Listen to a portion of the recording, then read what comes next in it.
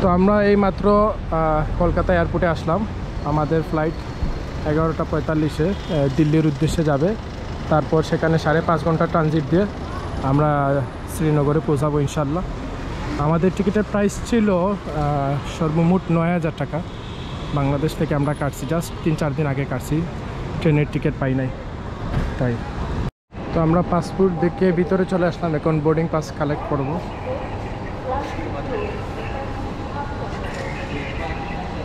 ওই যে আমাদের ফ্লাইট নাম্বার 0476 ইন্ডিগো 11টা 45। তো আমাদের বোর্ডিং পাস দেওয়ার পর সব কিছু চেক করে ব্যাগ চেক করছে, করে দিয়ে দিছে, মানে কোনো প্রশ্ন করে নাই।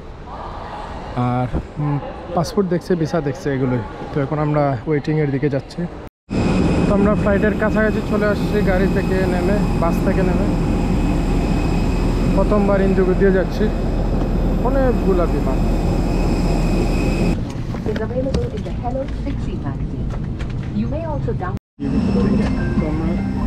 বিমান উঠে গেলাম।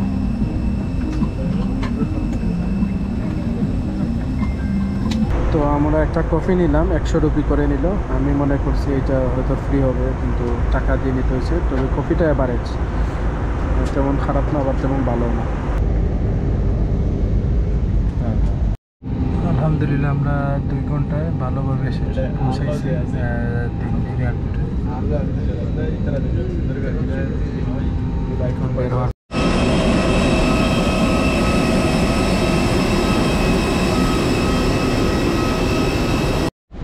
তো এইখানে দেখা যাচ্ছে টার্মিনাল 2 দিয়ে আমরা বের হয়েছি এইমাত্র। তো এখন আমাদের একটু খিদা লাগছে, দেখে আশেপাশে খাবার টাবার পাই কিনা। আর আমাদের ফ্লাইট হচ্ছে 7টা 30-এ আপনার এই দিল্লি থেকে শ্রীনগর। তো এখন বাজে আপনার আসাদ কটা হয়েছে 2:37, মানে প্রায় 3:30, 4:30, 5:30, 6:30, 6:30, প্রায় 5 ঘন্টা আছে এখন। তো 5 ঘন্টা আমরা এত রাতে আসলে তেমন একটা সেফ ফিলও করতেছি না, আর ইচ্ছাও নাই বেশি দূর যাওয়ার। জাস্ট আশেপাশে যদি কিছু খাবার পাই আর কি। আর এয়ারপোর্টের ভিতরে খাবারের দাম কম, এটা তো আপনারা সবাই জানেন। এটা নাই বললাম। ওকে ভাই, দেখা যাক। তো আমরা এখন স্যান্ডউইচ খাবো। স্যান্ডউইচের দাম হচ্ছে 50 রুপি, আগে ছিল 250 রুপি, এখন হচ্ছে 50 রুপি। ওইটার কাহিনি একটু পরে বলতেছে, আগে স্যান্ডউইচটা খেয়ে নেই। ভাই খাইছেন স্যান্ডউইচ? কেমন আছে? ভালো, খারাপ না? ভালো। বিসমিল্লাহ। আচ্ছা ঠিক আছে। তো স্যান্ডউইচের যেটা কাহিনী হয়েছে ওইটা তো ভিতরে আমরা জিজ্ঞাসা করছিলাম, 255 রুপি বলছিল। তো বাইরে এসে ওই যে গার্ড যারা আছে তাদেরকে জিজ্ঞাসা করলাম যে ভাই আশেপাশে কোনো রেস্টুরেন্ট আছে কিনা, মানে কম দামে খাওয়া যায় কিনা। তো ওরা বললো যে 2-3 কিলোমিটার যেতে হবে। তো 2 কিলোমিটার যেতে হলে ট্যাক্সিওয়ালা আছে, ওরা নিবে 400 রুপি, 500 রুপি, 300 রুপি। ওইখানে গিয়ে খাবো আরও ধরেন 300-400 রুপি, 700 রুপি, আসতে আবার 300 রুপি, মানে 1000 রুপি চলে যাবে। তার মানে ভিতরে যদি খাই আমরা 250 রুপি করে স্যান্ডউইচ, 3টা স্যান্ডউইচে যাবে 750 রুপি, আর ড্রিঙ্কসে ধরেন আরও 250 যাবে, মানে 1000 রুপি যাবে। তো ওনাকে আরেকটা কোয়েশ্চন করলাম যে ভাই মানে আর চিপ রেটে মানে খাওয়ার কোনো পসিবিলিটি বা কোনো সুযোগ সুবিধা আছে কিনা। তো উনি বললেন ওই ভিতরে একটা ক্যান্টিন আছে, ক্যাফে, ওইটা হচ্ছে স্টাফদের ক্যান্টিন, মানে আপনার একটু বসে বলে, মানে আপনার যারা এই যে আপনার এয়ারপোর্টে স্টাফ থাকে তাদের জন্য, শুধু স্টাফ, কাস্টমার না, বাইরে কোনো মানুষ এলাও না। স্টাফ তো দেখলেই বোঝা যায়, ওদের গলায় একটা ফিতা থাকবে।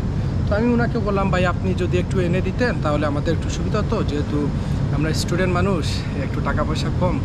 সো উনি বললেন আচ্ছা ঠিক আছে, আপনি ফার্স্টে যান, একবার ট্রাই করেন, যদি না দেয় তাইলে আমি চেষ্টা করবো, অসুবিধা নেই। আর পাশে আর আরেকজন ছিলেন গার্ড, ও আবার বলতেছে না না আমাকে দিবে না। উনি বলছে আচ্ছা ট্রাই করুক, না দিলে তো আর নাই। সো ওনার কথা শুনে ওনাকে ধন্যবাদ দিয়ে আমি ভিতরে গেলাম। তো ভিতরে যেতে ওরা ফার্স্টে বললো আপনি তো প্যাসেঞ্জার, আপনাকে দেওয়া যাবে না। তো আমি বললাম ভাই আমরা তো টাকা দিয়ে নিব, আর দেওয়া যাবে না কেন, আর মানে খিদাও লাগছে খুব বেশি। সো বললো না এরকম আসলে রুলস নাই, এখানে যদি আপনাকে দিই তাইলে আবার মনে করেন যদি কেউ দেখে তাইলে আবার সমস্যা। তো একটু আমি আর একটু বেশি রিকোয়েস্ট করলাম যে ভাই দেখেন স্টুডেন্ট মানুষ, আপ বি মেরা ভাই, তাই মানে একটু পাম্প পট্টি দিলাম, সো কর্নার থেকে একটু অ্যাটাক করলাম। তারপর বলা আচ্ছা ঠিক আছে, আরেকজনকে জিজ্ঞাসা করেন। তারপর আরেকজন কাছ থেকে পারমিশন নিলাম, ওনাকেও সেমভাবে বললাম। তারপর উনি বললেন আচ্ছা ঠিক আছে, তো নেন, তবে 2 জন বের হয়ে যান আর আপনি এখানে। তারপর আমার যে 2 জন ছিল ফ্রেন্ড, ওদেরকে বলছি আপনারা বাইরে চলে যাও, আমি নেই। তারপর আমি ওই যে স্যান্ডউইচ বলছিলাম, তিনটা স্যান্ডউইচ দিল 50 রুপি করে, 3টা 150 রুপি নিল, আর ড্রিঙ্কস 20 রুপি করে নিল, 3টা 60 রুপি। তো টাকা দিলাম, রিসিট দিল জমা। তারপর স্যান্ডউইচ নিলাম, স্যান্ডউইচ বললো গরম করে দেওয়ার জন্য, বললাম হ্যাঁ গরম করে দেওয়ার জন্য, গরম করে দিল। তারপর কাহিনি যেটা হয়েছে ওই যে এখানে পুলিশ একজন আসছে, এসে ওই যে রেস্টুরেন্টের ওনাকে বলতেছেন যে প্যাসেঞ্জারকে কবে থেকে আপনারা খাবার বিক্রি করেন, মানে হিন্দিতে বলতেছেন প্যাসেঞ্জার কবি খানা দিত কে। তো তখন তো ওই যে যিনি খাবার দিতেছেন উনি তো একটু ঘাবড়াই গেলেন যে পুলিশ জিজ্ঞাসা করতেছে, এখন তো কী নিয়ে ঝামেলা হয়ে যায়। আমার দিকে তাকাইতেছেন, আমিও মানে একটা একটা খারাপ পরিস্থিতি দিকে মানে বুঝতেছি তো। তারপর আমি মোবাইল মানে ইউজ করা শুরু করলাম। তো প্যাসেঞ্জার কে খাবার দেওয়া যায় কিনা, কীভাবে দেন, কবে থেকে দেন, খাবার খেতে পারি কিনা, বিভিন্ন ধরনের কোয়েকশন, মানে একটা ঝামেলা সৃষ্টি করার সুযোগ সৃষ্টি করতে চাইছিল। বাট আমি তো কিছু বলতেছি না, যেহেতু উনি আমাকে বলতেছেন না, আর ওই যে রেস্টুরেন্টের মালিকও স্টাফও কিছু বলতেছে না। তারপর ওনারা মানে দেখলাম যে একটু বেশি হয়ে যাবে, তারপর উনি আমাকে তাড়াতাড়ি দিয়ে বলেন তাড়াতাড়ি চলে যান। তো আমরা তো আগে টার্মিনাল 2 থেকে বের হয়েছিলাম। তো 2 থেকে বের হওয়ার পর নাস্তা টাস্তা করলাম, তারপর আবার 2তে আসলাম, আসে জিজ্ঞাসা করলাম যে কিভাবে মানে আমাদের কোন টার্মিনালে বর্তমানে আছে। তো নিচে একজন কর্মচারী ছিলেন, উনি বলছিলেন লিফটের 3 দিয়ে উপরে যাওয়ার জন্য। তো উপরে গেছিলাম, উপরে গিয়ে বিভিন্ন গেটে গেলাম, গেটে বললো এখানে না। তারপর ওই যে আপনার এয়ারলাইন্সের কাউন্টারে গেলাম, তো উনি বললেন আবার টার্মিনাল 3তে। সো আবার টার্মিনাল 3তে আমরা যাচ্ছি। সো এটা একটা আসলে এক্সপিরিয়েন্স। ওই যে লেখা আছে টার্মিনাল 3, তো ওইদিকে যাচ্ছি আমরা। এদিকে গিয়ে নাস্তা খাইছিলাম একটু আগে ওয়াশরুমে, আবার এদিকে যাচ্ছি। তো জানা না থাকলে আসলে এই সমস্যা। তো এখন 6:53 হয়েছে, আর এখানে বোর্ডিং শুরু হয়ে গেছে। জোন 1, জোন 2, আমাদের হচ্ছে জোন 3।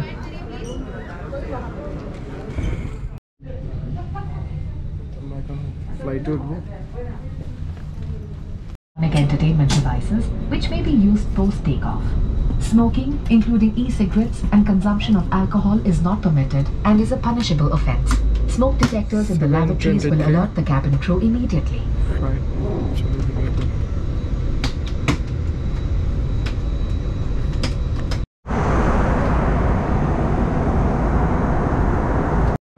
একদম ফার্স্টে নামবো না, আমি নামবো। Thank you. সরি। তো আমরা এয়ারপোর্ট থেকে বের হয়ে গেলাম, লাগেজ পেতে 10-15 মিনিট সময় লাগছে। প্রচুর মানুষ, মানে সম্পূর্ণ ফ্লাইট ভর্তি মানুষ। তো বাস আবি নেই চাইয়ে। তো শুরুতে একদম পাইছে চাচাকে, অনেক ঠান্ডা আসলে। তো ওইখানে লেখা আছে রেট। तो चाचा আমাদেরকে এই গাড়ি দিলেন। अस्सलाम वालेकुम। क्या नाम है आपका? मेरा नाम है मोहम्मद शेफी। आपका नाम? फाहिम। फाहिम, बांग्लादेश से। मेरा भाई साहब है, अगर हमारा बच्चा होगा वो आपको दिखाएगा, ठीक है? ओके ठीक है चाचा। तो अस्सलाम वालेकुम, मैं आपको मिलता हूं अभी। ठीक है अस्सलाम वालेकुम। তো চাচা আমাদের, তো এইদিকে আমরা চলে আসছি। ওই যে তো আমরা ওই যে হাউস বোট দেখার জন্য যাইতেছি। ভাই আসলেন। হাউস বোট যাওয়া আসা কিন্তু আবার টাকা পয়সা লাগে না, যদি আমাদের পছন্দ হয় তাইলে নিব, পছন্দ না হলে নিব না।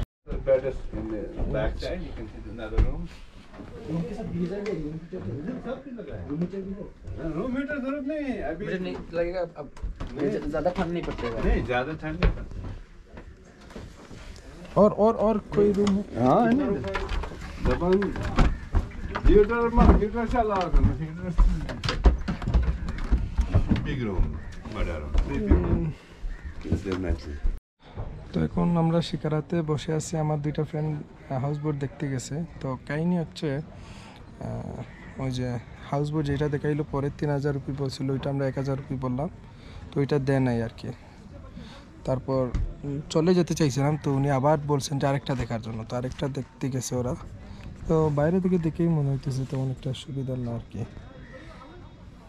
তো